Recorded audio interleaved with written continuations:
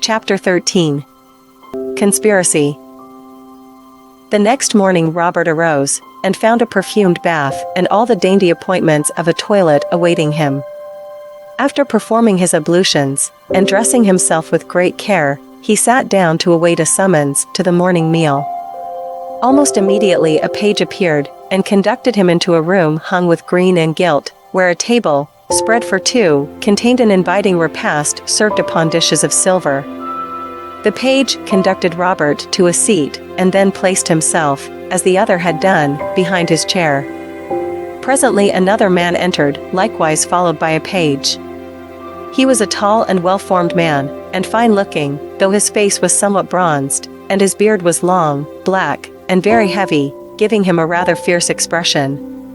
He was clad in a suit of rich green velvet, ornamented with gold lace and seed pearls, while at his side there hung an elegant dagger, whose golden handle was brilliantly ornamented with jewels. He greeted Robert in a very gentlemanly manner as he seated himself opposite him. Our hero returned the bow, without at all losing his self-possession. He felt assured that he was in the presence of the chief of the band of smugglers. And he was right. "Did you rest well, Mr. Ellerton?" asked the chief, as he filled a plate with the good things spread before them and passed it to Robert. "Very well, indeed, sir," he replied, courteously, "but you have the advantage of me, for I cannot call you by name." "Wildman Weechel, at your service, and brother of the man whom you saluted with such warmth on entering his cottage yesterday," replied the chief, with a smile, and bowing low. "'Twas but in self-defense, Herr Weechel," returned our hero, a shade of uneasiness crossing his face at the remembrance of the severe blow he had given the villain. "Nay, do not be alarmed, my friend, I know it," said Weechel, remarking the look. "I but honor you the more for the courage and bravery you displayed, and I assure you Hans himself bears you no ill will. We are a class of people who admire courage, be it in friend or foe. Have the goodness to answer a question, Herr Weechel. Why am I brought like a prisoner to this place, and yet treated in a manner of which a prince could not complain?" The chief smiled at this offhand compliment, and then replied, "'Tis true, you are my prisoner, or rather, let me say guest, and as such you must remain for a few weeks.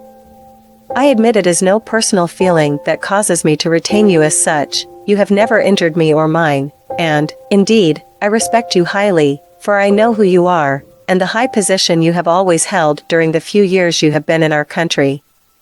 But I will be candid with you. I am to have $50,000 if you remain here 6 weeks, and that is a sum I should like to possess. I trust, however, that you will not feel like a prisoner, and I pledge myself that you shall be entertained to the best of my ability. Everything you wish you have but to name, and it shall be granted.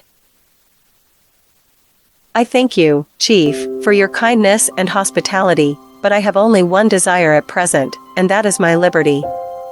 I am rich, or at least, my father is. He is now in this village, and I promise you that I will give you a check for $50,000, the same sum that you have been promised for detaining me here, as soon as you place me in his presence." "Your offer is very generous, Mr. Ellerton," said the chief, after a few moments' deliberation, "but I cannot accept it. My word is pledged to another, and no amount could tempt me to break that. My friends will surely institute a thorough search for me, and thus your retreat may be discovered, and yourselves routed, perhaps arrested," returned Robert, deeply chagrined and disappointed that the smuggler refused to set him at liberty. A sneer half-curled the lip of the chief, but quickly repressing it, he politely replied, "I have no fears, my friend, on that score, for our fortress is of solid rock, with no crack or crevice to betray that there is aught within. Only those who are perfectly familiar with our secret openings can ever enter these vaults. There is but one in the wide world outside of our band who has an inkling even of their existence, and he is not now in the country. He learned it through the carelessness of one of our pages, but I have no fear that he will ever trouble us." "Who are the instigators of this foul wrong?" demanded Robert, hotly, hardly heeding the latter part of the chief's speech. "That, also, I cannot reveal to you. You doubtless realize they are enemies, he returned, not at all disturbed by Robert's passion. Well, then, will you tell me the motive which actuates it? The chief did not reply at once. He sat absently sipping his coffee for a few minutes, then suddenly waving the pages from the room, he bent toward his guest, and said, in a low tone, "A person has discovered that you are not the legitimate son of your father, that he was married to another woman before he ever saw your mother. That woman he forsook, believing the marriage only a farce, and wedded your mother. The first marriage has been proved legal, and a friend of the first wife is now on your father's track, with the rightful son, to make him acknowledge him. They thought there would be less trouble about the matter if you were out of the way, and that is one reason why you are here." "It is false, every word of it," burst in indignant amazement from Robert's pale and quivering lips, while the perspiration started from every pore. He arose and paced the floor, in mingled grief, mortification, and rage, at the stain thus cast upon his name, the name which he had always been taught to believe was spotless. He would not believe it, for did it not blast every hope that he had cherished from his boyhood up to the present time? He could not claim Dora if it were true. He had no right to her, for he had no name to give her. His heart almost withered within him at the thought, and even the chief cast looks of pity upon his white, agonized face, as he sank, with a despairing cry, into a chair and bowed his head upon his hands. "It is all a base conspiracy." "False or true," resumed the other, "that is what I have been informed is the fact. But that is not the principal reason why you are confined here." "Then for heaven's sake, tell me what it is, or I shall go mad," groaned Robert. "A young man has become very much enamored of a young lady, and wishes to marry her, but he says you imagine you have a prior claim upon her, some foolish childish ceremony or betrothal, and that if you were allowed to remain at liberty it would interrupt all his plans with reference to her. When they are united, then you are to have your freedom. Tell me the name of this fiend in human form, whose brain but plans ruin for fellow mortals. Tell me. I will know it." Robert sprang fiercely to his feet and confronted his captor with clenched hands. The veins upon his forehead were hard and knotted. Like a hero of the ancient times, every nerve trembled, every muscle was on the stretch, rage and contempt, hate and revenge were in all his features, and for a moment Wildman Weechel dropped his eyes in confusion. "Tell me," repeated Robert, huskily, "for by all the gods, the villain whoever he is, shall dearly pay for this." "I cannot, Herr Ellerton, and I beg you will calm yourself. This passion is of no earthly use," the chief coldly replied. "Heavens! What a conspiracy I am the victim of, and not to know who my enemies are.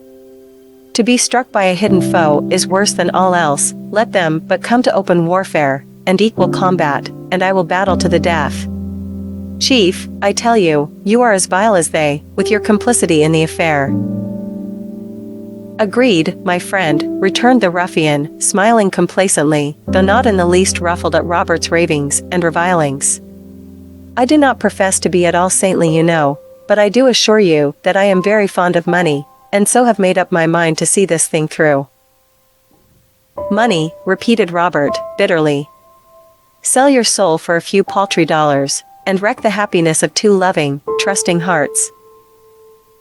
After a few moments spent in troubled thought, while he paced to and fro, Robert suddenly halted and said, "Wildman Weechel, I will pledge you $100,000 if you will set me free. Nay, do not refuse until you hear my story."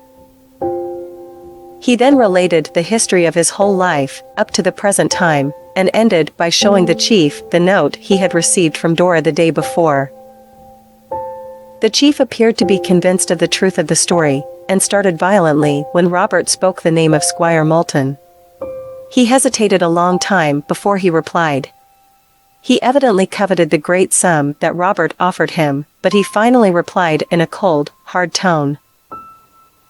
"I told you before, young man, that my word was pledged, and that no amount of money could tempt me to break it." The chieftain withdrew, and Robert was left alone. In a few moments a page appeared. He conducted the unhappy young man to the chamber allotted to his use. Robert threw himself upon the couch, and utterly exhausted with his passionate emotions, fell into a sound slumber, which lasted many hours.